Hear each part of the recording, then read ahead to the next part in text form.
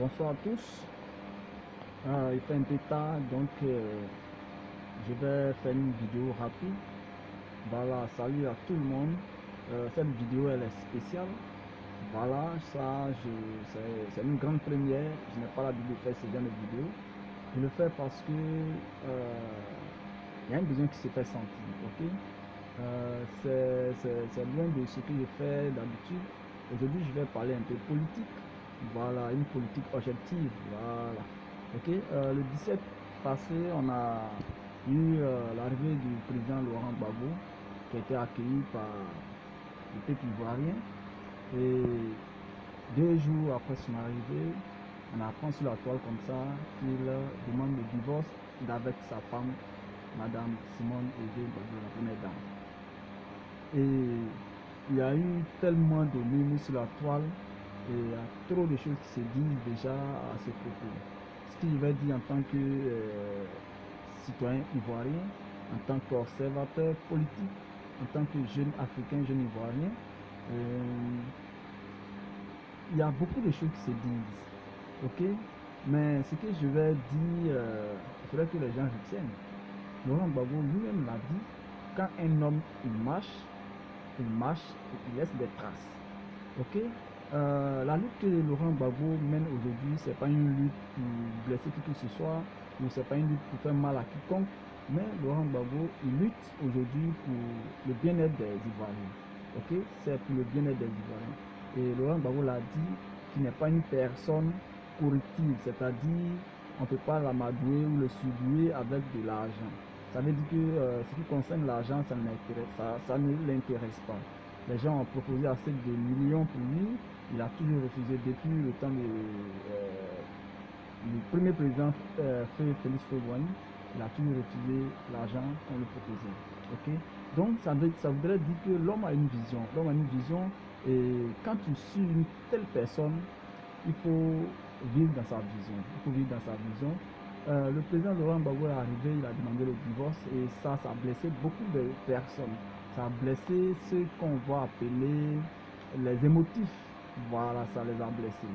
Ils trouvent que c'était pas en tout cas normal pour Laurent Gbagbo de demander le divorce. D'abord, ce qu'il a dit, pour un couple, il y a ce qu'on appelle le privé.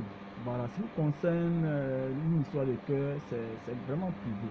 Et on ne peut pas, en tout cas, exposer ça sur la toile pour en faire une affaire publique.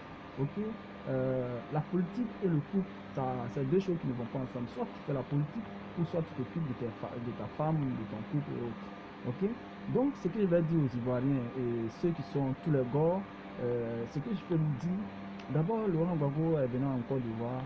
Le but premier, c'est d'abord continuer sa lutte politique, ce qu'il sait bien le faire, et donner à la Côte d'Ivoire une porte originelle, c'est-à-dire la liberté d'expression et la liberté financière. Voilà, c'est ce que Laurent Gbagbo veut donner à la Côte d'Ivoire. Et donc, pour cette lutte, il n'a pas besoin de se faire accompagner des émotifs ou bien des passionnés et autres. Voilà. Si aujourd'hui vous décidez de suivre Laurent Gbagbo en tant que votre guide, votre leader, alors il faut lire dans les pensées de ce leader-là. Ok? Le divorce avec Madame Evé, c'est pas un divorce qui va casser la relation qui est entre lui et cette dame. Ok, donc ce que moi je peux vous dire, le divorce peut être une action politique qui puisse protéger le couple. Voilà, qui puisse protéger le couple. Suivez mon regard, il n'est pas la seule personne à divorcer de sa femme pour un objectif ou pour une ambition politique. Ok, Laurent Gbagbo, il sait ce qu'il fait. Voilà, moi ce que je demande à tous les gars, c'est d'être concentré sur l'objectif. C'est d'être concentré sur l'objectif. Aujourd'hui, si vous vous laissez distraire par cette situation de couple, alors vous trompez de combat. Simplement, vous trompez de combat. Aujourd'hui, l'objectif premier, c'est de faire en sorte que la Côte d'Ivoire se réunisse avec elle-même, avec tous les fils du pays. Et pour que cela soit, il faudrait évidemment que Laurent Gbagbo soit au pays pour qu'on commence déjà à entamer cela. Maintenant, l'homme, c'est quelqu'un, c'est un politicien. depuis qu'il est né, ce qu'il fait, c'est de la politique. Il est parti à la CPI, il a vaincu la CPI et il vient victorieux. Ça veut dire simplement qu'il maîtrise la politique. Pour que une semaine après son arrivée, il annonce un divorce, mais le stratège politique, c'est ce qu'il fait. Nous, on ne sait pas ce qui se passe dans le couple, on ne sait nullement pas ce qui se passe. Mais de manière politique, le président Laurent Gbagbo n'agit pas dans le hasard. Tout ce qu'il pose comme acte politique, c'est des actes très forts. Donc moi, ce que je demande à tous les gars émotifs de mettre balle à terre, car la politique, ça ne se gère pas dans l'émotion. Okay? La lutte que nous devons mener aujourd'hui, c'est de s'arranger pour que la Côte d'Ivoire se réunisse avec elle-même, se réconcilie avec elle-même. Mais quand j'entends les gens parler sur la toile, j'ai comme l'impression que Laurent Gbagbo venait pour les sympathisants Gore, voilà, et que la présence de Simone Gbagbo dans la vie de Laurent Gbagbo, c'était la fin des choses. Non, non. À un moment donné, pour atteindre son objectif, il faut faire des sacrifices. Il faut faire des sacrifices. Donc, cher Gore, alors ressaisissez-vous, ressaisissons-nous en tant qu'Ivoiriens et voyons juste ce qui va arriver. Ok, aujourd'hui, nous, ce que nous souhaitons qu'il y ait la paix en Côte d'Ivoire. Nous souhaitons qu'il y ait la paix en Côte d'Ivoire. Mais si tu veux aller pour un combat politique et que la personne qui te gêne est de ta famille, mais pour que tu puisses réussir à cette lutte, il faut que tu écartes la personne. Ou bien tu vas en guerre ou tu vas à la chasse, mais tu sais que sur le chemin de la chasse ou de la guerre, c'est risqué, mais la famille reste à la maison.